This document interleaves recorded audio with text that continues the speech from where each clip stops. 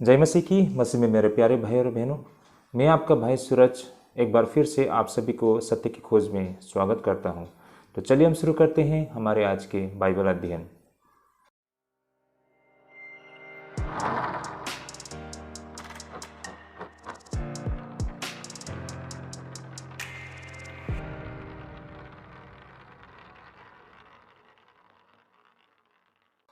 तो भाई और बहनों, एक बार फिर से आप सभी को स्वागत है हमारे आज के बाइबल अध्ययन में। भाई और बहनों, हमारा आज का जो बाइबल अध्ययन करने का रहेगा वो मत्ती रचित सुसमाचार 21 अध्याय 33 पद से लेके 46 पद तक में। Gospel according to the Matthew chapter 21 verse 33 up to 46। और जो हमारा आज का विषय रहेगा, परमेश्वर के दाग के बारी के मायने क्या होती है। काफ़ी रोचक विषय रहेगा भाई और बहनों। इस विषय को हमने 3 भागों में विभाजित किया है। आगे बढ़ने से पहले और भी कुछ मैं कहना चाहता हूँ भाई और बहनों। जब कभी भी आप हमारे इस वीडियो को देखते हैं, अपने मन ही मन में प्रार्थना करें ताकि पवित्र आत्मा हमें अगुवाई करे और प्रेरणा दे और प्रभुता करे, विशेष करके इस वचन को, और इस वचन के द्वारा हम सत्य को सही मायने में समझ पाए। वैसे हमारी पूरी कोशिश रहती है कि आपके समक्ष हम बिल्कुल व्यवहारिक शिक्षा को रखें और हम बिल्कुल प्रैक्टिकल टीचिंग हम आपके सामने रखते हैं काफ़ी गहराई से, ताकि हम वचन के सही मायने को समझ पाए। तो चलिए भाई और बहनों, हम पहले वचन को पढ़ लेते हैं। आइए मैं सबसे पहले वचन को पढ़ना चाहूँगा। मत्ती रचित सुसमाचार 21 अध्याय 33 पद से लेके 46 पद तक में। आप खुद भी अपने अपने बाइबल को देख सकते हैं। यहाँ पर वचन इस प्रकार लिखा है। एक और दृष्टांत सुनो। एक गृह स्वामी था जिसने दाख की बारी लगाई, उसके चारों ओर बाड़ा बांधा, उसमें रस का कुंड खोदा और गुंबद बनाया और किसानों को उसका ठेका देकर परदेश चला गया। जब फल का समय निकट आया तो उसने अपने दासों को उसका फल लेने के लिए किसानों के पास भेजा, पर किसानों ने उसके दासों को पकड़ के किसी को पीटा और किसी को मार डाला और किसी पर पथराव किया। फिर उसने पहले से अधिक और दासों को भेजा और उन्होंने उनसे भी वैसा ही किया। अंत में उसने अपने पुत्र को उनके पास यह सोचकर भेजा कि वे मेरे पुत्र को आदर करेंगे। परंतु किसानों ने पुत्र को देखकर आपस में कहा, यह तो वारिस है, आओ इसे मार डाले और इसकी मीरास ले ले। अंततः उन्होंने उसे पकड़ा और दाख की बारी से बाहर निकालकर मार डाला। इसलिए जब दाख की बारी के स्वामी आएगा तो उन किसानों के साथ क्या करेगा? उन्होंने उससे कहा, वह उन बुरे लोगों को बुरी रीति से नष्ट करेगा और दाख की बारी का ठेका दूसरे किसानों को देगा जो समय पर उसे फल दिया करेंगे। यीशु ने उनसे कहा, क्या तुमने कभी पवित्र शास्त्र में यह नहीं पढ़ा? जिस पत्थर को राज मिस्त्रियों ने निकम्मा ठहराया था, वही कोने के सिरे का पत्थर हो गया। यह प्रभु की ओर से हुआ और हमारी दृष्टि में अद्भुत है। इसलिए मैं तुमसे कहता हूँ कि परमेश्वर का राज्य तुमसे ले लिया जाएगा और ऐसी जाति को जो उसका फल लाए दिया जाएगा। जो इस पत्थर पर गिरेगा वह चकनाचूर हो जाएगा और जिस पर वो गिरेगा उसको पीस डालेगा। प्रधान याजक और फरीसी उसके दृष्टांत को सुनकर समझ गए कि वह उनके विषय में कहता है और उन्होंने उसे पकड़ना चाहा, परंतु लोगों से डर गए क्योंकि वे उसे भविष्यवक्ता मानते थे। ओके, आमेन। तो भाई और बहनों, हम यहाँ पर देख पाते हैं कि प्रभु यीशु मसीह कुछ दृष्टांतों के द्वारा ऐसे कड़वा सच उन लोगों को सामने रख रहे हैं जिसे सुनने वालों को भली भांति समझ आ रही थी। भाई और बहनों, यहाँ पर इस दृष्टांत में हम देख पाते हैं कि प्रभु यीशु मसीह बताते हैं कि एक गृह स्वामी थे ना, एक लैंडलॉर्ड थे, कह सकते हैं एक जमींदार थे, जिनके दाख की बारी थी। उसके चारों ओर बाड़ा दिया गया था और उस दाख के बारी में रस के कुंड भी थे और साथ ही गुंबद भी था। कहने का तात्पर्य, उस दाख की बारी में जिन्हीं चीज़ों का प्रयोजन होती है उन सारी चीज़ों का साधन वहाँ पर बना के रखा गया था।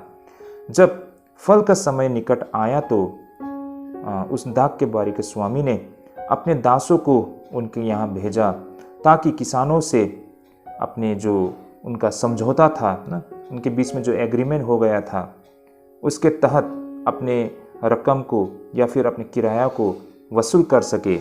पर किसानों ने उसके दासों को पकड़ के किसी को पीटा, किसी को मार डाला और किसी को पथराव किया, ऐसा कहा गया है यहाँ पर। फिर हम देख पाते हैं कि यहाँ दाख के बारी के स्वामी ने पहले से और भी अधिक अपने दासों को भेजा, लेकिन उनके साथ भी उसी प्रकार दुर्व्यवहार किया गया। अंततः दाख के बारी के स्वामी ने ये सोचा कि वे अपने पुत्र को भेजेंगे। यहाँ पर दाख के बारी के स्वामी ने सोचा कि पुत्र को देखकर कम से कम वे आदर करेंगे, लेकिन देखा जाता है कि किसानों ने पुत्र को देखकर आपस में कहा, ये तो वारिस है, आओ इसे मार डाले और उसकी मीरास ले ले। अंततः उन्होंने योजना बनाई और जैसे ही पुत्र आया, उन्हें सारे मिलकर उन्होंने उनका हत्या कर दी। भाई और बहनों, इसलिए जब दाख की बारी का स्वामी आएगा तो उन किसानों के साथ क्या कुछ करेंगे, यानी कि जो कोई इस दृष्टांत को सुन रहे थे, उनका कहना था कि वह उन बुरे लोगों को बुरी रीति से नष्ट करेगा और दाख की बारी का ठेका दूसरे किसानों को देगा जो समय पर उसे फल दिया करेंगे। यीशु ने उनसे कहा, जहाँ पर अपने चेले थे और चेले के अलावा वहाँ पर धार्मिक संसार के जो लोग भी थे, उन्हें ये कहते हैं कि क्या तुमने कभी पवित्र शास्त्र में ये नहीं पढ़ा, जिस पत्थर को राज मिस्त्रियों ने निकम्मा ठहराया था, वही कोने के सिरे का पत्थर हो गया। भाई और बहनों, इस बात को भी, इन विषय को भी हम अंत में समझने के लिए कोशिश करेंगे। आगे हम यहाँ देख पाते हैं कि प्रभु यीशु मसीह उनसे बोलते हैं, इसलिए मैं तुमसे कहता हूँ कि परमेश्वर का राज्य तुमसे ले लिया जाएगा और ऐसी जाति को जो उसका फल लाए दिया जाएगा। जो इस पत्थर पर गिरेगा वो चकनाचूर हो जाएगा और जिस पर वो गिरेगा उसको पीस डालेगा। प्रधान याजक और फरीसी उसके दृष्टांतों को सुनकर समझ गए कि वह उनके विषय में कहता है और उन्होंने उसे पकड़ना चाहा, परंतु लोगों से डर गए क्योंकि वे उसे भविष्यद्वक्ता मानते थे। तो भाई और बहनों, ये था हमारा आज का विषय, जहाँ पर उन दुष्ट किसानों के विषय में दृष्टांत है और दाख के बारी के विषय में यहाँ पर बताया गया है। तो भाई और बहनों, हम यहाँ से आज उन सारे बातों को समझने के लिए कोशिश करेंगे जो इस दृष्टांत में बताया गया है। विशेष करके परमेश्वर के दाख के बारी वास्तव में क्या है, इसके क्या मायने हैं, आप और हमारे लिए यहाँ पर क्या संदेश है, इन सारे बातों को हम समझने के लिए कोशिश करेंगे। विशेष करके दाख के बारी के जो इससे संबंधित दृष्टांत की पृष्ठभूमि को सबसे पहले हम समझेंगे। यहाँ पर जो दाख के बारी ओबियसली हम सब के लिए फेमिलियर नहीं है ना। मैंने तो खुद कभी भी दाख के बारी को नहीं देखा है पर्सनली। आप में से कितने लोगों का अपना अनुभव है मैं नहीं जानता, लेकिन उस ज़माने में जो दाख के बारी होते थे वो किस प्रकार होते थे और उसके बैकग्राउंड थोड़ा बहुत जानकारी हम लेने के लिए कोशिश करेंगे, क्योंकि बहुत ज़रूरी है, क्योंकि उसी से संबंधित ये दृष्टांत है और उसके पीछे बहुत सारे ऐसे रहस्य, ऐसे अर्थ है जिस कारण हमें उसके बैकग्राउंड, उसकी पृष्ठभूमि को समझने की आवश्यकता पड़ते हैं। इसलिए हम आज परमेश्वर के जो दाख के बारे जो इस दृष्टांत में बताया गया है उसके पृष्ठभूमि, उसके बैकग्राउंड को सबसे पहले हम समझेंगे। उसके बाद यहाँ से हम क्या शिक्षा प्राप्त कर सकते हैं या फिर इस दृष्टांत में जो बातें बताई गई है इसके अर्थ क्या है, इन सारे बातों को हम समझेंगे। और अंत में मैंने जैसा बताया कि चट्टान के विषय में जो बातें कही गई है, इसके मायने, इसके अर्थ, इससे संबंधित जो तथ्य और सत्य है उन्हें भी हम समझने के लिए कोशिश करेंगे। तो कुल मिलाकर आज के हमारे इस दृष्टांत को 3 भागों में हमने विभाजित किया है। तो पहला हमारा जो अध्ययन करने का रहेगा इस आज के विषय से, वो है इसके बैकग्राउंड, इसके पृष्ठभूमि, यानी कि इस दृष्टांत से संबंधित, इस दाख के बारे से संबंधित इसके बैकग्राउंड के, इसके पृष्ठभूमि को सबसे पहले समझेंगे, तभी जाके आगे को हमको समझ में आएगा इस दृष्टांत के सही मायने, और यहाँ से वो हम शिक्षा को प्राप्त कर पाएंगे। चलिए हम आगे बढ़ते हैं। तो इस तरह भाई और बहनों, यहाँ पर हमको कुछ बातों को और समझना पड़ेगा, जैसे कि हर दृष्टांत की व्याख्या करते समय यह आमतौर पर पहला सिद्धांत होती है कि प्रत्येक दृष्टांत में केवल एक ही बिंदु होती है, और यह कि विवरण पर जोर नहीं दिया जाना चाहिए। जब कभी भी हम दृष्टांत का अध्ययन करते हैं, है ना, जो बाइबल में बहुत सारे दृष्टांत बताए गए हैं, उस विषय में हम जब अध्ययन करते हैं तो आमतौर पर उस दृष्टांत के जो मुख्य बिंदु होते हैं, जो की पॉइंट्स होते हैं, उस पर ही हम ध्यान केंद्रित करते हैं। रेस्ट वो मतलब इतना ज़रूरी नहीं होता है ना। तो दृष्टांत से जो मुख्य बिंदु हम ले सकते हैं उसी पर फोकस करते हैं। लेकिन आज का जो हमारा दृष्टांत है ये थोड़ा अलग है, क्योंकि यहाँ पर जो विवरण बताया गया है इस दृष्टांत में, उसे भी हमें समझने के लिए आवश्यकता है। यही कारण मैं कह रहा था कि आज हमें इस दृष्टांत के बैकग्राउंड को समझना पड़ेगा ना। यहाँ पर जो इस दाख की बारी के विषय में बताया गया है इस दृष्टांत में, इसके बैकग्राउंड, इसके पृष्ठभूमि को हमें समझना पड़ेगा। क्योंकि आमतौर पर हम देखा जाए तो दृष्टांत के जैसे मैंने कहा कि इसके जो की पॉइंट होते हैं, मुख्य बिंदु पर ही फोकस किया जाता है। लेकिन आज हम इसके जो इस दृष्टांत के जो विवरण है ना, जो डिटेल्स है, उस पर भी हम ध्यान मतलब लगाएंगे, उस पर फोकस करेंगे, क्योंकि बहुत ही ज़रूरी है भाई और बहनों। तो सबसे पहले मैं यही बातों को यहाँ पर स्पष्ट करना चाहता था।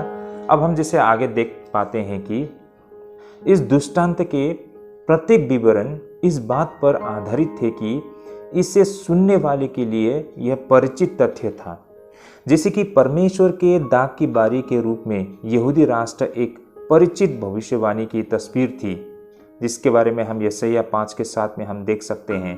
जैसा यहाँ लिखा है, सेनाओं की यहोवा की दाख की बारी इज़राइल का घराना है, यशायाह 5:7। तो भाई और बहनों, हो सकता है जब दाख की बारी कहे तो हमारे लिए शायद ये एक नया विषय हो सकता है, या फिर हम जब बाइबल अध्ययन करते हैं तभी हमको मतलब दाख के बारे में हम सुनने को मिलता है ना। इस विषय पर बहुत सारे बातें कही गई है तो हमें नया लग सकता है। लेकिन जो आम यहूदी होते थे उस ज़माने में या फिर आज के समय में भी जो यहूदी होते हैं, वे भली भांति इस दाख के बारी के मायने को समझते हैं। विशेष करके परमेश्वर के द्वारा दाख के बारी के मायने को जो बताया गया है, ये वे लोग भली भांति जानते थे भाई और बहनों। यही कारण है कि ये दृष्टांत जो सुनने वाले उस वक्त वहाँ पर जो खड़े थे, उनके लिए एक परिचित विषय है, ना कि ये बिल्कुल एक अनजान विषय था भाई और बहनों। ये दृष्टांत उन लोगों के लिए बहुत ही स्पष्ट रूप से समझ आने वाली एक दृष्टांत थी, क्योंकि ये दाख के बारी से संबंधित विषय थी। और क्यों ऐसा है, जैसे कि हमने देखा है, ये दाख की बारी एक यहूदी राष्ट्र को दर्शाती है। जैसा कि यशायाह हमने जो देखा है 5:7 में, सेनाओं को यहोवा दाख की बारी इज़राइल का घराना है, जैसा कहा गया है। तो यहाँ पर दृष्टांत में जो बताया गया है कि दाख की बारी को बाड़ा दी गई है, आप लोग देख पा रहे होंगे ना। मैं इन वचनों को एक बार फिर से आप सभी को समझ के लिए मैं एक बार पढ़ना चाहूँगा, ताकि हम इन बातों को समझ पाए। 21 अध्याय 33 पद में ना, एक और दृष्टांत सुनो। एक गृहस्थ था जिसने दाख की बारी लगाई और उसके चारों ओर बाड़ा बांधा। देखिए यहाँ पर क्या कहा गया है, बाड़ा बांधा, यानी कि फेंसिंग दिया गया है, और उसमें रस कुंड खोदा। देखिए दूसरी चीज यहाँ कहा गया है कि रस का कुंड। तीसरा, गुंबद बनाया। तो यहाँ पर हम ऐसे 3-4 बातें हम देख पाते हैं। जैसे कि यहाँ पर कहा गया है कि बाड़ा दिया गया है और उसमें रस का कुंड है और गुंबद भी है भाई और बहनों। तो भाई और बहनों, ये जो बाड़ा होती है, देखा जाए तो ये एक मोटी कांटेदार बाड़ा थी, जिसे आमतौर पर जंगली सुअर जो दाख की बारी को तबाह कर देती थी, और साथ ही उन चोर को दूर रखने के लिए भी ये बाड़ा दी जाती थी। तो इस तरह उन दोनों को बाहर रखने के लिए इस बाड़ा को लगाया जाती थी। इनके अलावा भाई और बहनों, हर दाख की बारी के अपने ही दाख रस बनाने की साधन होती थी। जैसे कि भाई और बहनों, इन तस्वीरों में आप देख पा रहे होंगे, इन दाख रस को तैयार करने में विशेष करके 2 कुंड होते थे, जिन्हें या तो चट्टान पर खोखला करके बनाया जाती थी या फिर ईंटों से बनाया जाती थी। एक कुंड दूसरे कुंड से ऊंचा और दूसरी थोड़ी नीचे होती थी। अंगूरों को ऊपर वाली कुंड में दबाया जाती थी और उसका रस नीचे वाली कुंड में बहकर चली आती थी। इनके अलावा यहाँ पर गुंबद के विषय में भी बताया गया है। जिसे हम टावर भी कह सकते हैं। आप लोग इस तस्वीर में देख पा रहे होंगे ना। तो भाई और बहनों, गुम्बद दोहरे उद्देश्य के लिए तैयार की जाती थी। पहला तो ये गुम्बद चौकीदारी के लिए होती थी। जब अंगूर पक कर तैयार होती है तो चोरों पर नज़र रखने के लिए ये गुम्बद काम में आती थी। दूसरा, ये गुम्बद दाग की बारी में काम करने वालों के लिए रहने का स्थान भी बन जाती थी। जब कभी भी शायद वो लोग थक जाते या फिर बारिश आ जाती या फिर किसी भी कारण उनको छाया की आवश्यकता पड़ती तो वे लोग उस गुम्बद में रहा करते थे। अब हमें यह भी समझना पड़ेगा कि जो दाखरस की बारी के स्वामी होती थी, आमतौर पर उनका रवैया सामान्य होती थी। ऐसा कुछ एक्स्ट्रा ऑर्डिनरी या फिर यूनिक नहीं होती थी। एक आम सा जो जमींदार होते थे उसी प्रकार उनका रवैया होती थी। दूसरी बात है, प्रभु यीशु मसीह के समय पर फिलिस्तीन थोड़ी विलासिता के साथ एक अशांत स्थान भी थी। यही कारण है जमींदारों के अनुपस्थित होना बिल्कुल स्वाभाविक थी, जो अपने संपत्ति या फिर उन दाग की बारी को किराए पर देकर चले जाते और केवल समय समय पर किराए वसूल करने के लिए वे रुचि रखते थे। यहाँ पर हमें समझना पड़ेगा भाई और बहनों कि किराए का भुगतान 3 तरीके से किया करते थे। उनके बीच में जो एग्रीमेंट होता है, वो ज़मीन के जो मालिक, जो ज़मीन के स्वामी, जो ज़मींदार लैंडलॉर्ड होते हैं, उनके और किसान लोगों के बीच में एक एग्रीमेंट होता है, एक समझौता होता है। उस समझौते को 3 प्रक्रिया से हम ले सकते हैं। जैसे कि यह पहला तो रुपए के रूप में भुगतान किया जाती थी। मान लीजिए जब फसल पक गई, पकने के बाद उनको जितना फ़ायदा होगा उससे उनको जितना देना होता है वो रुपए के रूप में देना होता है ना। तो इस तरह से वो एग्रीमेंट किया करते थे। या फिर जो फल प्राप्त की गई है उनमें से निश्चित मात्रा हो सकती थी, यानी कि जितना फल निकला है उसमें से 30% या 40% उस ज़मीन के मालिक के लिए देना होता था। तो इस तरह से कुछ एक एग्रीमेंट बनाया जाती थी। या फिर वो तीसरा तरीका, उसमें निश्चित मात्रा हो सकती थी, शायद आपको फ़ायदा हो या ना हो, आपको इतना देना ही पड़ेगा, मतलब ये एग्रीमेंट होता है।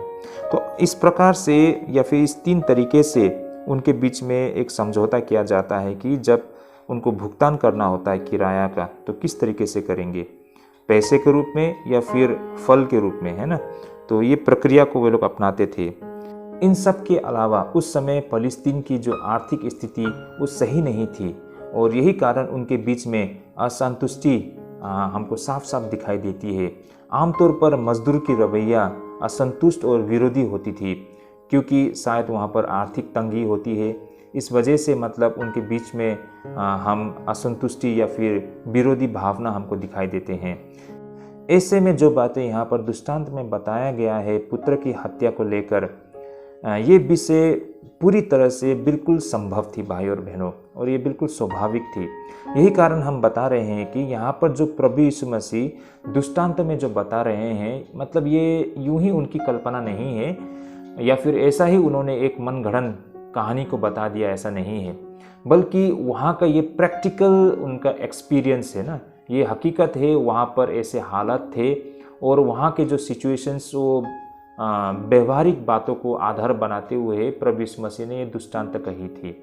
तो आमतौर पर ऐसा होता था, फ़लस्तीन में उनके आर्थिक स्थिति इतना सही नहीं होने के वजह से जो लेबर होते थे या फिर मालिक के बीच में संघर्ष बना रहता था।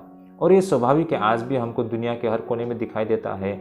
अगर किसी भी देश में या फिर किसी भी शहर में या फिर किसी भी संस्था में अगर वहाँ पर जो मजदूर होते हैं वो अगर सेटिस्फाई नहीं रहते हैं, वो संतुष्ट नहीं रहते हैं कईयों कारण के लिए, विशेष करके जो फाइनेंशियल इशू को लेके ना, उसे लेकर अगर लेबर लोग संतुष्ट नहीं रहते हैं तो फिर वे लोग अपने मालिक के विरोध में विद्रोह कर देते हैं। तो उसी प्रकार उस समय भी हमको ये सारी चीज़ होते हुए दिखाई देती है।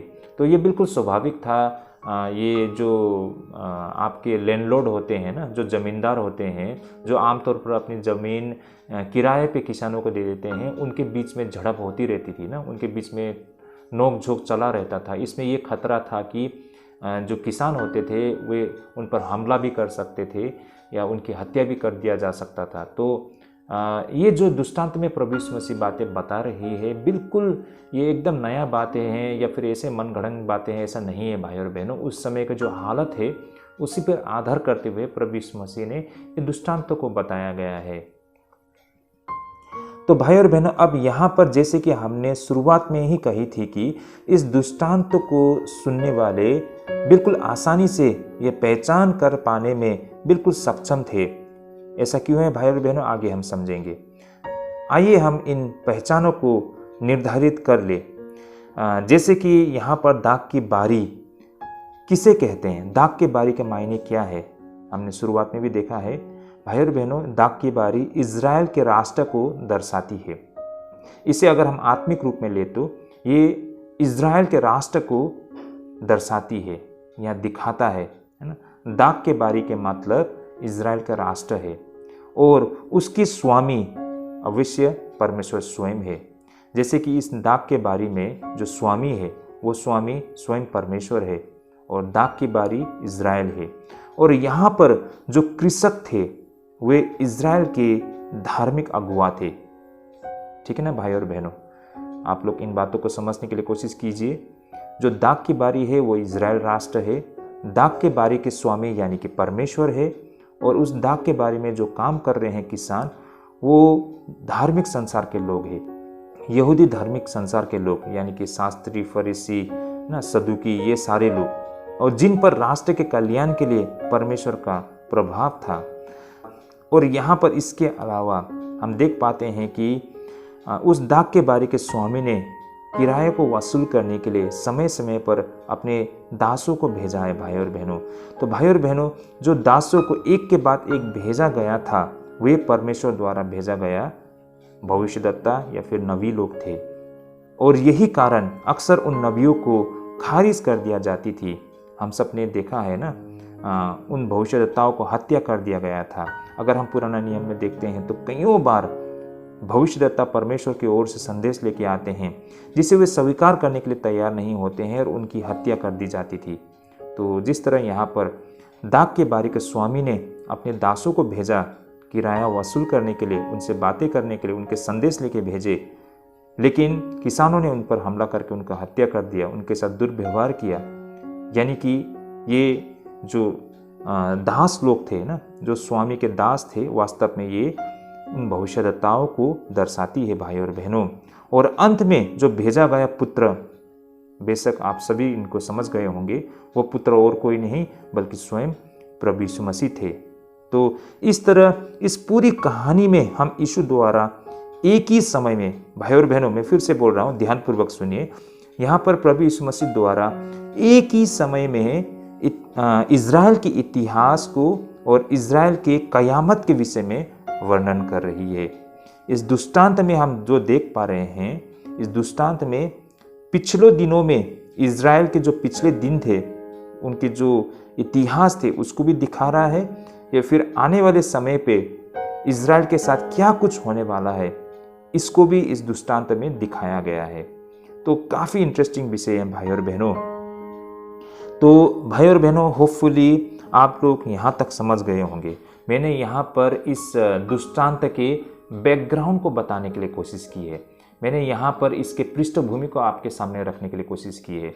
यानी कि ये दाग के बारी के जो पृष्ठभूमि होते हैं, उस जमाने में दाग के बारी कैसे होती थी, दाग के बारी को लोग किस तरह समझते थे, इन बातों को मैंने आपके सामने रखने के लिए कोशिश की थी। अब भाई और बहनों, आगे हम दूसरे भाग इस पर जो हम अध्ययन करेंगे वो है इस दृष्टांत के अर्थ, इस दृष्टांत के मायने, उसे हम समझने जा रहे हैं। इसे हम 3 प्रकार से समझ सकते हैं। इस कहानी से, इस दृष्टांत से जो आप और हम सीख सकते हैं, है ना, या फिर यहाँ पर जो संदेश छिपा है उसे 3 भागों में हम विभाजित कर सकते हैं। सबसे पहले तो हम परमेश्वर के विषय में जानेंगे इस दृष्टांत से। दूसरी, हम मनुष्य के विषय में हम इस दृष्टांत से समझेंगे। आखिर में प्रभु यीशु मसीह के विषय में हम समझेंगे। इन तीनों बातों को हम इस दृष्टांत में देख पाते हैं, या फिर आप और हमारे लिए यहाँ पर संदेश छिपा है भाई और बहनों।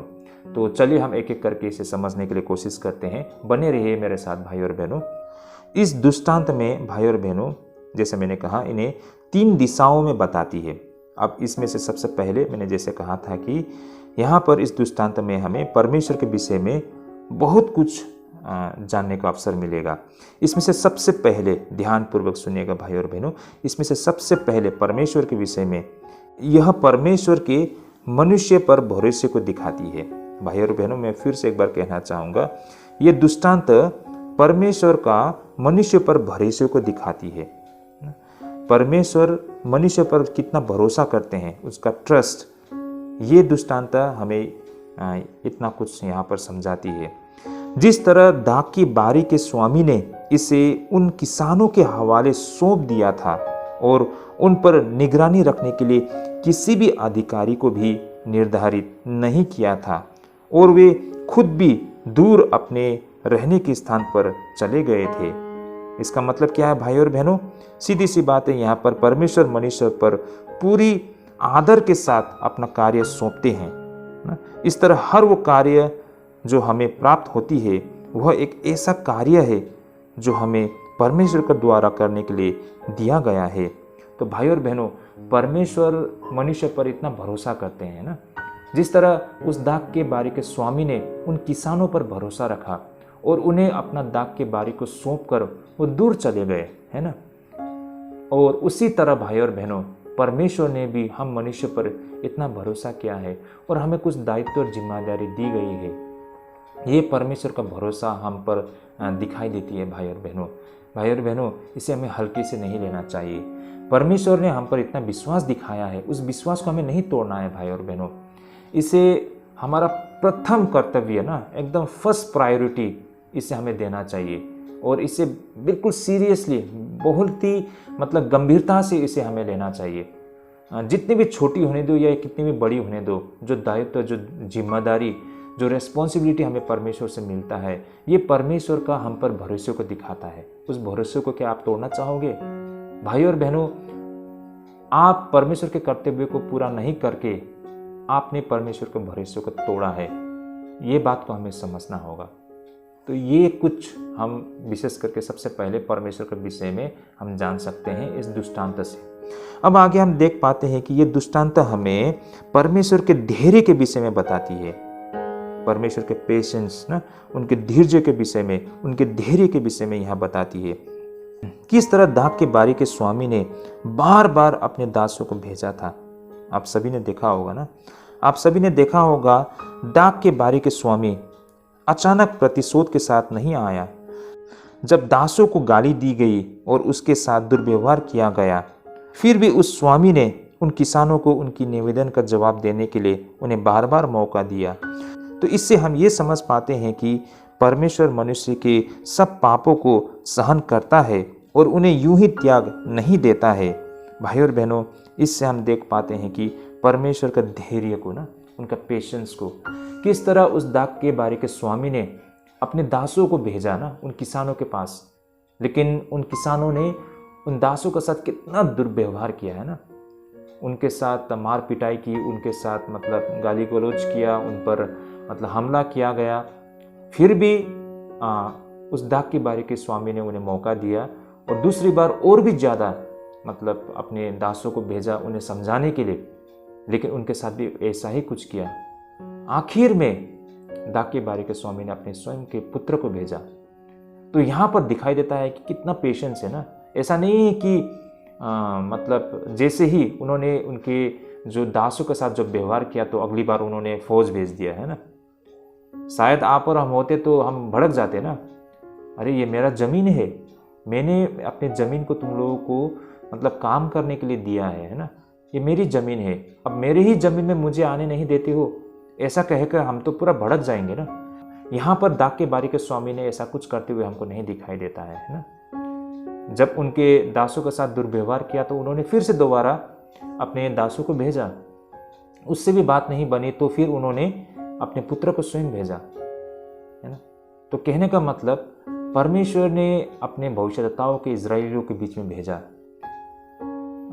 इजरायलियों ने उनके साथ बहुत दुर्व्यवहार किया, है ना। फिर भी परमेश्वर ने और भी भविष्यद्वक्ताओं को भेजा, फिर भी ऐसा ही उनके साथ दुर्व्यवहार किया। अंततः परमेश्वर ने इजरायलियों के बीच में स्वयं के पुत्र प्रभु यीशु मसीह को भेजा और उनके साथ भी क्या कुछ किया, हम सब इसके मतलब गवाह है ना भाई और बहनों। तो यहाँ पर हम देख पाते हैं परमेश्वर के पेशेंस। देखिए भाई और बहनों, आज आप और हम भी बार बार परमेश्वर की आज्ञा को तोड़कर हम परमेश्वर को मतलब उनके पेशेंस का हम परीक्षा ना ले, है ना। ये मैं कहना चाहता हूँ। उसका भी एक लिमिट होता है, उसका भी एक समय होता है ना। ये नहीं है कि बार बार परमेश्वर हमें क्षमा करते हैं, इसका मतलब ये नहीं है कि हम कुछ भी कर ले। परमेश्वर तो हमें मौका दे रहे हैं ना, उनका ये धीरज है हम पर, उनका ये पेशेंस है, वो हमसे बेहद प्रेम करते हैं, इसलिए वो हमें अवसर दे रहे हैं कि हम लौट जाए, उन बुराइयों को छोड़ के परमेश्वर की ओर लौट जाए। ऐसा नहीं है कि परमेश्वर हमें क्षमा करते हैं इसलिए हम बार बार उन्हीं चीज़ों को करते रहेंगे, ये सही नहीं रहेगा भाई और बहनों। परमेश्वर के जो धीरज है उसके साथ हम खिलवाड़ ना करें। अगर उसका भी एक समय होता है, एक सीमा होता है, अगर वो ख़त्म हो जाएगा ना तो फिर भाई और बहनों कोई चांसेस नहीं है। तो इन बातों को हमें समझना होगा भाई और बहनों।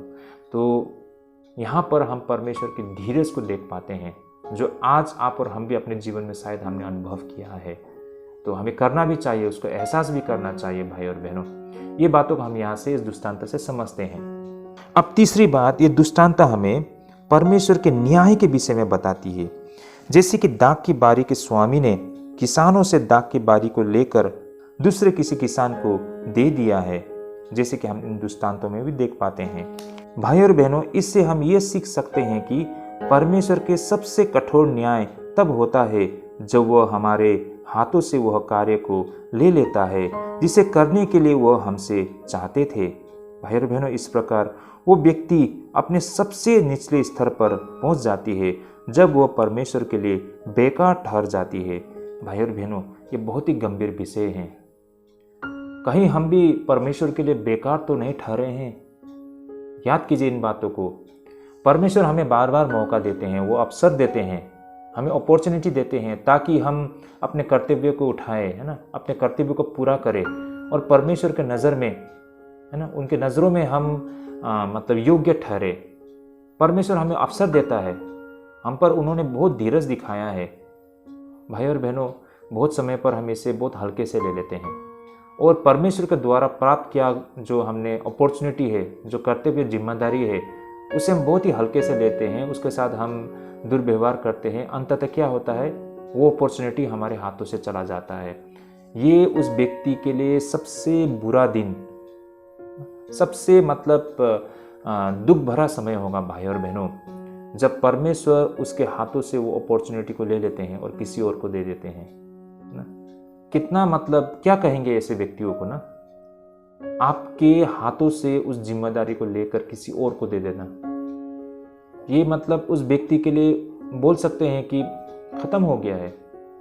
इसलिए भाई और बहनों, जब कभी भी हमें अवसर मिले उसे पूरी गंभीरता से लिए, पूरी निष्ठा के साथ उस कर्तव्य को निभाने के लिए कोशिश कीजिए।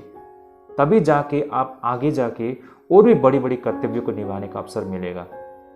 आप छोटी से छोटी कर्तव्य को भी मतलब आप उस कर्तव्य को पूरा करने के लिए तैयार नहीं है, अब परमेश्वर ने दिया हुआ अपॉर्चुनिटी को आप लेने के लिए तैयार ही नहीं है, तो बात में यूं ही रोके फायदा नहीं है ना। परमेश्वर ने तो दिया है, आप उसे लेने के लिए तैयार नहीं है, आप करने के लिए तैयार नहीं है, तो फिर आप परमेश्वर पर कैसे दोष लगाते हैं। इसलिए जो भी जिम्मेदारी, जो भी दायित्व परमेश्वर का राज्य में आपको करने के लिए अवसर मिले, उसे पूरी श्रद्धा के साथ, है ना, पूरे सम्मान के साथ, पूरे दिल से उस कर्तव्य को निभाने के लिए कोशिश कीजिए। देखिए भाई और बहनों, आपका जीवन किस तरह बदलता है और आगे जाके कितनी और भी बड़ी बड़ी आपको जिम्मेदारी, दायित्व मिलता है। उससे मत भागिए, उस कर्तव्य से मत भागिए।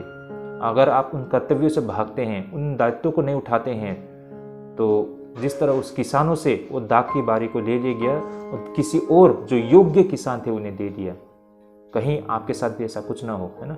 आपको जो दायित्व दिया गया है आपसे लेकर किसी और को दे दे और आप खाली हाथ रह जाए, क्या करेंगे उस समय? उसके बाद आपके पास कोई चारा नहीं है, भूखे मर जाएंगे आप, है ना।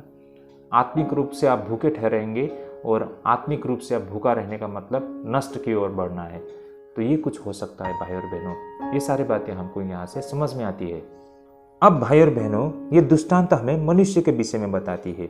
जैसे कि इससे पहले हमने परमेश्वर के विषय में भी जाना इस दृष्टांत से, अब ये दृष्टांत हमें मनुष्य के विषय में भी बताती है, जैसे कि दृष्टांत हमें मानव विशेषाधिकार के विषय में बताती है। चलिए हम दृष्टांत में समझने के लिए कोशिश करें। यहाँ पर दाख की बारी को बाड़ा दिया गया है, ऐसा कहा गया है ना। अंगूर के लिए कुंड तैयार किया गया है और फिर गुम्बद बनाया गया था। तो उस दाख की बारी में जो उसके स्वामी हैं, उन्होंने अपने किसानों के लिए सब चीज़ तैयार करके रखा था। उन लोगों के लिए बाड़ा दी गई थी, है ना। उनके लिए अंगूर को जो पीसने के लिए ना, उनको अंगूर के रस को तैयार करने के लिए कुंड बना के रख दिया था। फिर उनके लिए गुम्बद बना दिया था ताकि वो निगरानी रख सके, वहाँ पर आराम फरमाए।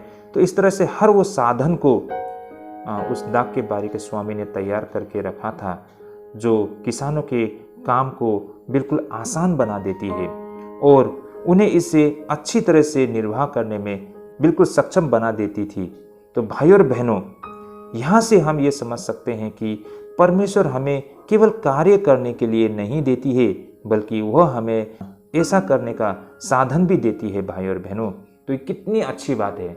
ऐसा नहीं है कि परमेश्वर हमें मात्र ये दायित्व देते हैं, ये करो वो करो। लोग सोचते हैं कि हम इसे कैसे करें ना। जब हमें जिम्मेदारी दी जाती है, परमेश्वर के घर में जब हमें दायित्व दी जाती है, तो हम सोचने में पड़ जाते हैं कि मैं इसे किसे करूँ ना। मेरा पास तो कोई इसका अनुभव नहीं है, मेरे पास तो इसके लिए कोई साधन नहीं है। भाई और बहनों, जब परमेश्वर आपको कार्य करने के लिए भेजते हैं तो यूं ही नहीं भेजते हैं। आपको या आपके लिए जो ज़रूरत है वो सारे साधन को तैयार कर देते हैं ना, ताकि आप अच्छी तरीके से परमेश्वर का कार्य कर सके। देखिए, आप परमेश्वर के राज्य के लिए करने जा रहे हैं। बेशक परमेश्वर द बेस्ट, सबसे अच्छी चीज़ों को आपके लिए अरेंज करेंगे। उसे आपको एक्सेप्ट करना सीखना पड़ता है, उसे आपको इस्तेमाल में लाना सीखना पड़ता है ना। लेकिन आप बस रोते रहेंगे कि मैं कैसे करूं, है ना, किस प्रकार करूं, ये सोचते रहोगे तो ये आपकी गलतफहमी होगी। देखिए, परमेश्वर आपको दायित्व देता है तो इसे करने के लिए वो साधन भी देते हैं। जिस तरह उस दाख के बारी के स्वामी ने उस खेत को ना, उस बगीचा को इन किसानों के हवाले की, लेकिन उनके साथ उनके लिए वो साधन भी बना के दिया। तो भाई और बहनों, ये बातों को भी हम यहाँ पर अपने जीवन, आत्मिक जीवन में हम समझ सकते हैं। और साथ ही यहाँ पर हम देख सकते हैं कि यहाँ पर मानव स्वतंत्रता के विषय में बताती है ये दृष्टांत। यहाँ पर जो हम देख सकते हैं वो यह था कि दाख की बारी के स्वामी ने कर्मचारियों को उनकी पसंद के मुताबिक कार्य करने के लिए बिल्कुल छूट दी गई थी। भाई और बहनों, परमेश्वर कार्य को लेकर अत्याचार नहीं करते थे, बल्कि स्वामी तो एक बुद्धिमान सेनापति की तरह थे जो कार्य को आवंटित किया करते थे और अपने करने के लिए उस व्यक्ति पर भी भरोसा किया करते थे। तो भाई और बहनों, यहाँ पर जैसे हम देख पाते हैं, परमेश्वर हमें काफ़ी हद तक में एक छूट देती है ना, कि छोटी मोटी बातों को हम खुद ही किस तरह मैनेज करें, है ना। वो हमें वो बुद्धिमत्ता देते हैं, वो हमें ज्ञान देते हैं। परमेश्वर हमें हौसला देते हैं कि जो कार्य उन्होंने हमें सौंपा है, उन कार्य को हम अपने तरीके से, है ना, अपनी समझ के अनुसार करें। तो ये काफ़ी हद तक परमेश्वर हमें एक स्वतंत्र देते हैं, है ना। ऐसा नहीं है कि हर वो चीज़ को हमें मतलब वो उंगली पकड़ के हमको ऐसा ही करना पड़ेगा या ऐसा ही करना पड़ेगा बोल के हमको फोर्स नहीं करते हैं। काफ़ी हद तक में हमें स्वतंत्र देता है। बेशक हमें उन सिद्धांतों को पालन करना चाहिए, उस सिद्धांत के अधीन में रह के ही करना है ना। एक ब्रॉडर जुरिडिक्शन है ना, जिसके अंदर में रह के हमको काम करना होता है, लेकिन हम वो अपने तरीके से कर सकते हैं। तो इतना स्वतंत्र परमेश्वर ने हमें दिया है भाई और बहनों। तो हमें इन कामों को करने के लिए तो एंजॉय करना चाहिए ना। इसे हम बहुत ही मतलब क्या बोलेंगे, बहुत ही बोझ की तरह लेंगे तो फिर आप नहीं कर पाएंगे भाई और बहनों।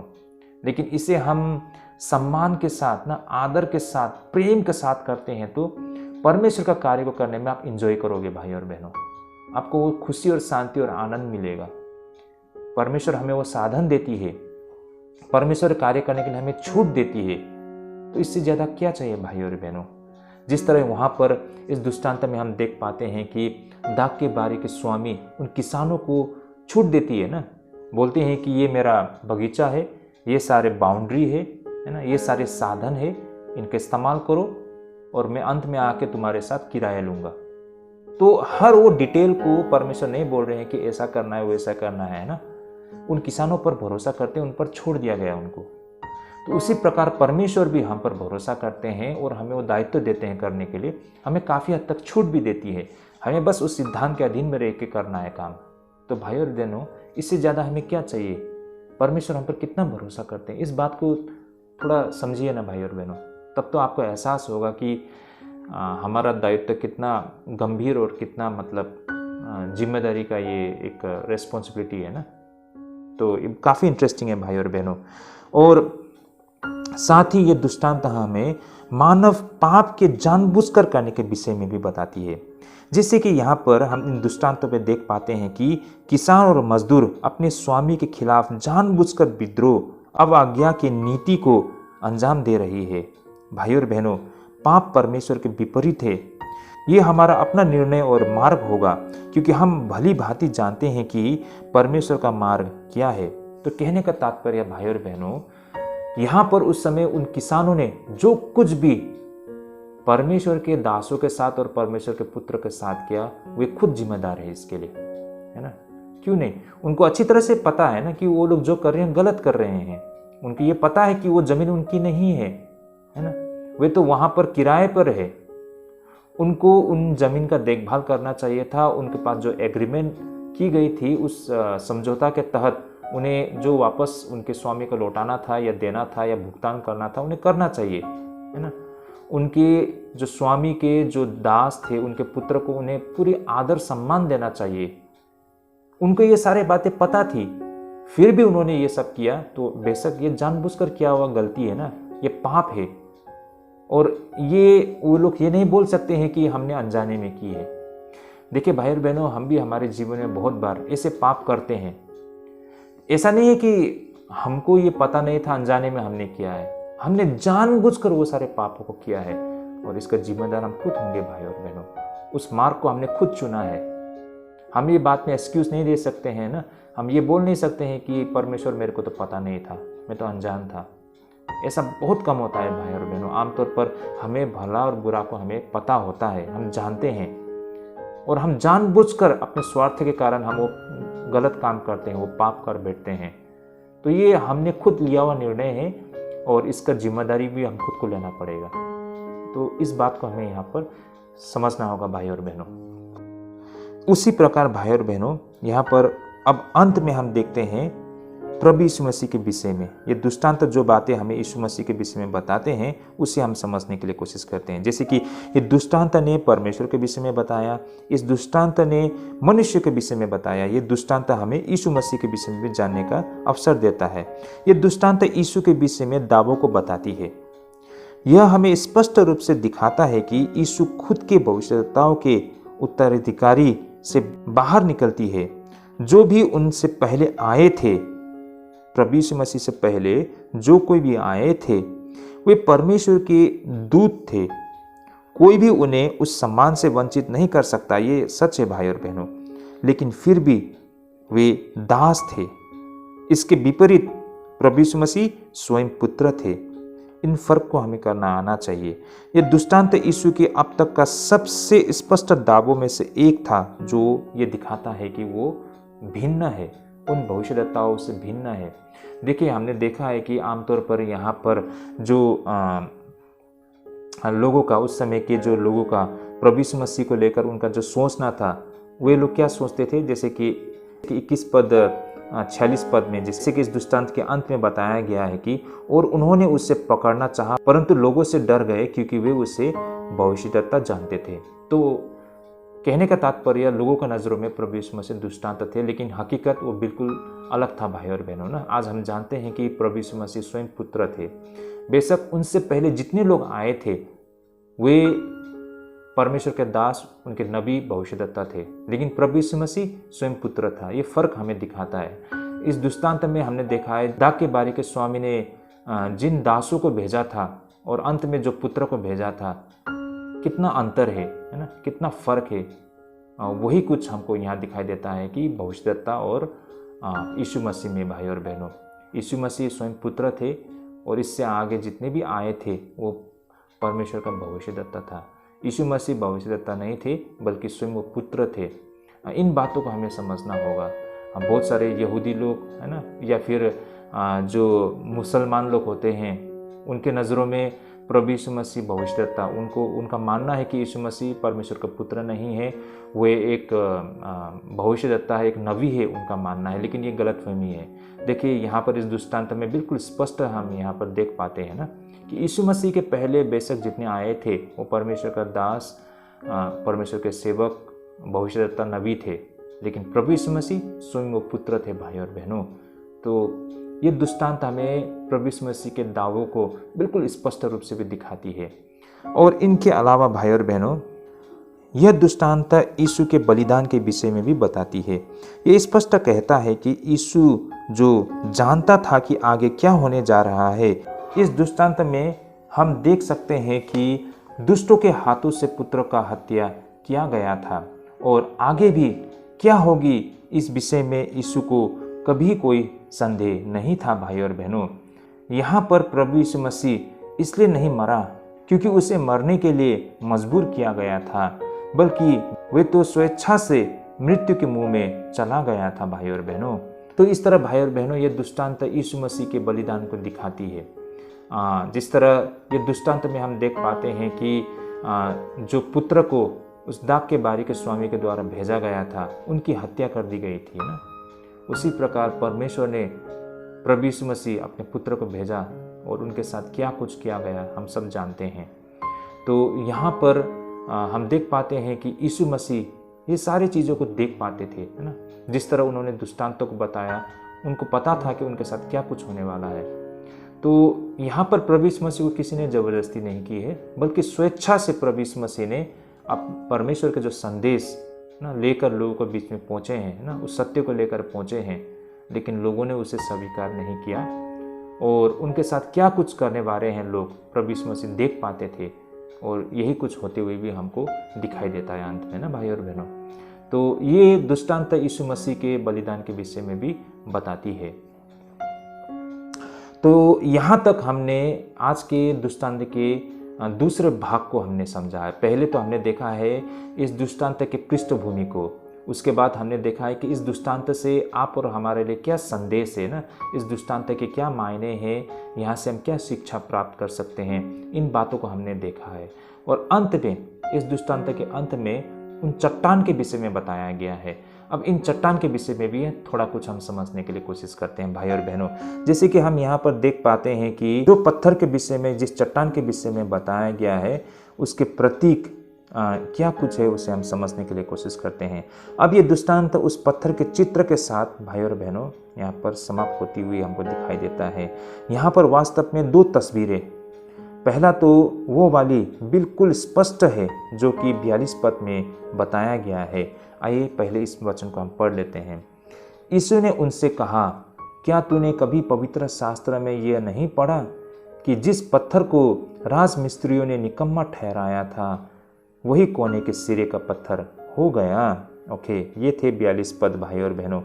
तो भाई और बहनों, ये जो पत्थर की तस्वीर को पेश करता है, जिसे राजमिस्त्रियों ने बिल्कुल खारिज कर दी थी, लेकिन भाई और बहनों आखिर में पूरी इमारत में सबसे महत्वपूर्ण पत्थर बन गया था। ये तस्वीर को भजन संहिता 118:22 पद से लिया गया था भाई और बहनों। जिस पत्थर को राजमिस्त्रियों ने खारिज कर दी थी, वही कोने का सिरा हो गया था, जैसे कि हम यहाँ पर 118:22 पद में देख पाते हैं ना। राजमिस्त्रियों ने जिस पत्थर को निकम्मा ठहराया था, वही कोने का सिरा हो गया है, जैसा यहाँ पर 22 पद में दर्ज किया गया है। तो भाई और बहनों, वास्तव में मूल रूप से भजनकार का इस वचन को कहने का इसका अर्थ इज़राइल राष्ट्र को लेकर था भाई और बहनों।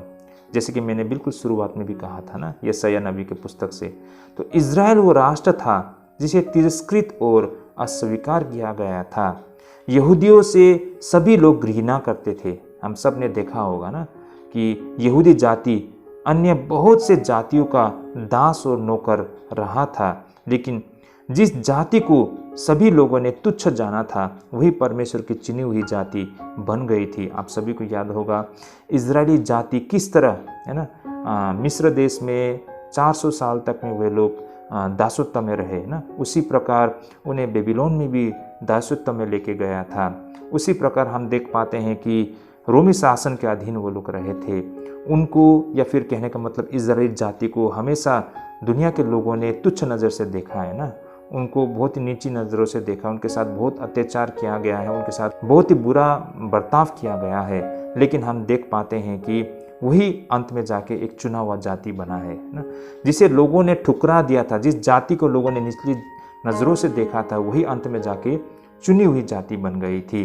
तो ये जो चट्टान के विषय में, जो पत्थर के विषय में कहा गया है, इसके ये सारे मायने भी होते हैं जो भजन संहिता में कही गई है। तो उसी प्रकार भाई और बहनों, अब इसी स्तर में यहाँ पर लोगों ने प्रभु यीशु मसीह को अस्वीकार और इनकार किया था और उसे ख़त्म करने के लिए कोशिश भी की गई थी। लेकिन वे पाएंगे कि जिनको उन्होंने अस्वीकार कर दिया था वही दुनिया में सबसे महत्वपूर्ण व्यक्ति बन गया था, यानी कि एक उद्धार का मार्ग।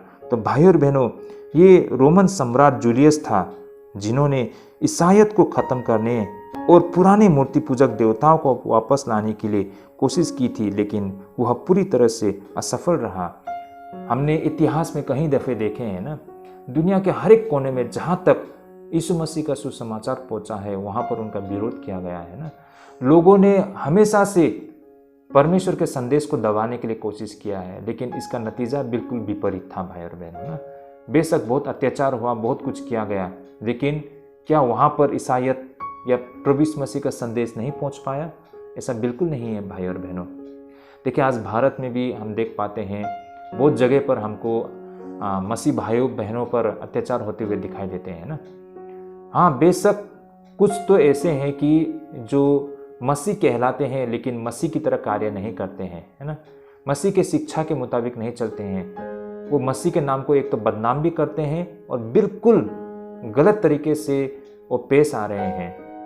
इनका बात दूसरा है, लेकिन जो सच्चे जन लोग होते हैं ना, जो सच्चाई में चल रहे हैं, परमेश्वर के संदेश को सही तरीके से लोगों के बीच में रख रहे हैं, उन पर भी अत्याचार हो रही है। उन पर होना तो बेशक ये जायज़ है भाई और बहनों।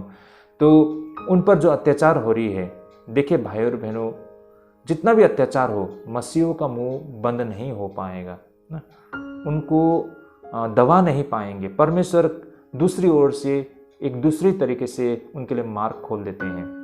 जितना आज मसीहों पर सतावट हो रहा है, उतना ही लोग परमेश्वर के बारे में जानना चाहते हैं, जान रहे हैं, प्रभु को ग्रहण कर रहे हैं अपने उद्धारकर्ता कह के ना। तो भाई और बहनों, ये एक सत्य है जो सिर्फ भारत में नहीं, दुनिया के हर एक कोने में लोगों ने इन चीज़ों का अनुभव किया है और लोगों ने इन सारे चीज़ों को देखा है भाई और बहनों। तो मैं कोई नया बात नहीं बोल रहा हूँ, उन्हीं चीज़ों को भी हम आज एक्सपीरियंस कर रहे हैं यहाँ पर। जिस तरह इजराइलियों को हर एक लोगों ने दबाया था, बाद में जाके वही कोने का पत्थर बना था ना, उसी प्रकार आज जिन्होंने यीशु मसीह को ठुकराया था वही कोने का पत्थर बना है। तो इस तरह से बार बार मसीह के संदेश को दबाने के लिए कोशिश की गई है, लेकिन वही लोगों के लिए एक उद्धार का मार्ग बना है भाई और बहनों। ये बात को हमें यहाँ पर समझ में आती है। अब वो दूसरा पत्थर जो कि यहाँ पर 44 पद में दिखाई देती है। देखिए, इस दृष्टांत में 2 बार पत्थर के बारे में बताया गया है। पहला तो 42 पद में आप लोग देख पा रहे होंगे, अब दूसरा 44 पद में। देखिए 44 पद में क्या लिखा है, मैं इसे आप सभी के साथ पढ़ना चाहूँगा। जो इस पत्थर पर गिरेगा वो चकनाचूर हो जाएगा और जिस पर वो गिरेगा उसको पीस डालेगा। यहाँ पर उस पत्थर के बारे में बताया गया है कि जो पत्थर जिसके ऊपर गिरेगा वो चकनाचूर हो जाएगा और जिस पर वो गिरेगा वह मतलब पिस जाएगा, उसे पीस डालेगा, ऐसा कहा गया है, मतलब धूल बना देंगे, ऐसा कहा गया है भाई और बहन। तो भाई और बहनों, ये जो दूसरा पत्थर के विषय में 44 पद में बताया गया है, देखिए, हालांकि यह ध्यान देने योग्य है कि किन्हीं पांडुलिपियों में इस पद को पूरी तरह से हटा दिया गया है। मेरा कहने का मतलब, जो पद हम यहाँ पर 44 पद में पढ़ रहे हैं, जिस पत्थर के बारे में हम पढ़ रहे हैं, किन्हीं पांडुलिपियों में, किन्हीं स्क्रिप्चर में, या फिर कह सकते हैं किन्हीं बाइबल में या ट्रांसलेशन वर्सन में ये वर्स को हमें नहीं मिलता है।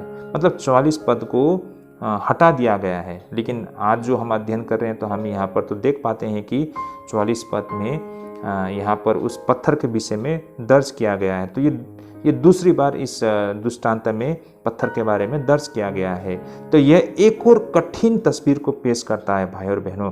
जैसे कि 44 पद में जो दर्ज है इस विषय में हम अगर पुराने नियम में भी देखें तो हमें बिल्कुल स्पष्ट होता है। जैसे कि यशायाह नबी के पुस्तक 8 अध्याय 13, 14, 15 पद अगर हम पढ़ते हैं, या फिर 28 के 16 पद में अगर पढ़ते हैं, या फिर दानियल के 2 अध्याय 34 पद और 44 और 45 पद। तो पुराने नियम में हम दानियल से और यशायाह से पढ़ते हैं तो इस चट्टान के द्वारा लोगों पर गिरना, इस विषय में और उसका नतीजा क्या होता है उस विषय में स्पष्ट रूप से बताया है।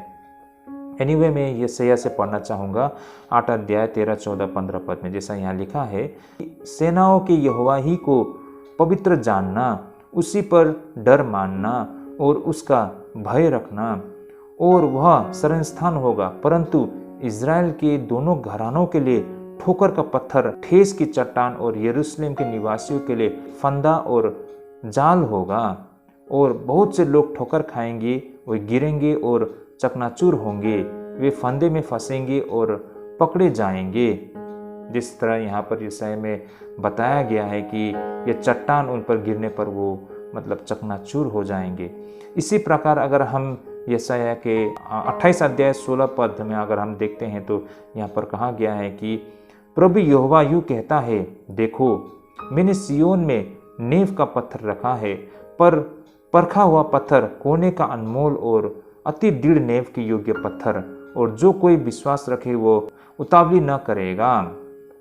और इसी प्रकार अगर हम दानियल में भी देखते हैं तो हमें दिखाई देता है दानियल 2 का 34 में, फिर देखते देखते तूने क्या देखा कि एक पत्थर ने बिना किसी खोदे आप ही आप उखड़कर उस मूर्ति के पांवों पर लगकर जो लोहे और मिट्टी के थे उनको चूर चूर कर डाला। दानियल 2 का 44 में हम देखते हैं, और उन राजाओं के दिनों में स्वर्ग का परमेश्वर एक ऐसा राज्य उदय करेगा जो अनंत काल तक न टूटेगा और न वह किसी दूसरी जाति के हाथ में किया जाएगा, वरन वह उन सब राज्यों को चूर चूर करेगा और उनका अंत कर डालेगा, और वह सदा स्थिर रहेगा।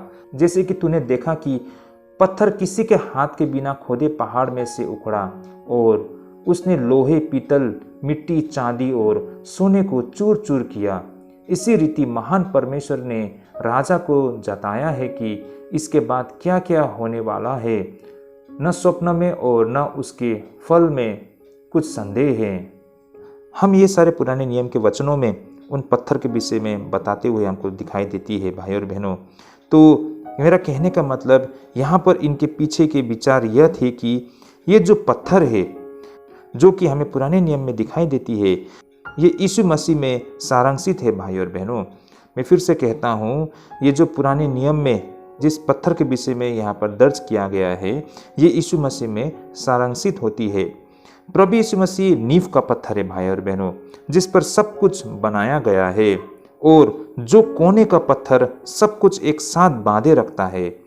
इस तरह अगर कोई उसके मार्ग को इनकार करे तो यह इस तरह है कि परमेश्वर के व्यवस्था के खिलाफ अपना सिर पीटना है, और फिर यीशु की अवहेलना करना, उसके जीवन को कुचल दिया जाएगा। भाई और बहनों, ये तस्वीर हमें इस दृष्टांत के विषय में कितनी भी अजीब लगे, लेकिन फिर भी हर यहूदी इससे परिचित थे जो भविष्यवाणियों को जानते थे भाई और बहनों।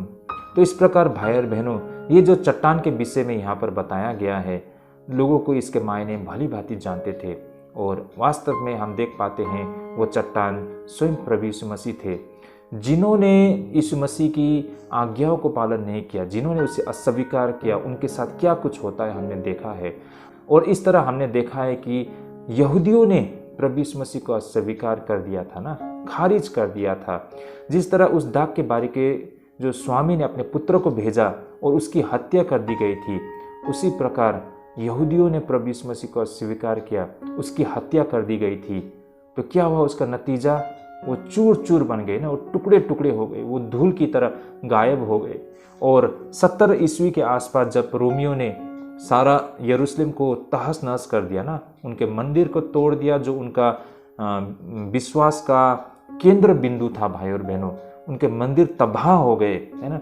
सारे इजरायली जाति तितर बितर हो गए, और करीबन 2000 साल वे सारे यहूदी जाति सारे दुनिया भर में फैल गए ना, तितर बितर हो गए। आज जो 12 कुल थे वो कहाँ है किसी को सही मायने में सही तरीके से पता नहीं है।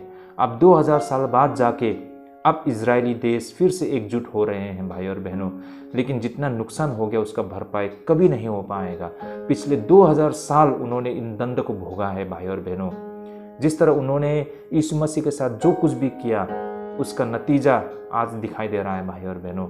वे सारे लोग तितर बितर हो गए, चकनाचूर हो गए थे, धूल की तरह वो लोग गायब हो गए थे भाई और बहनों।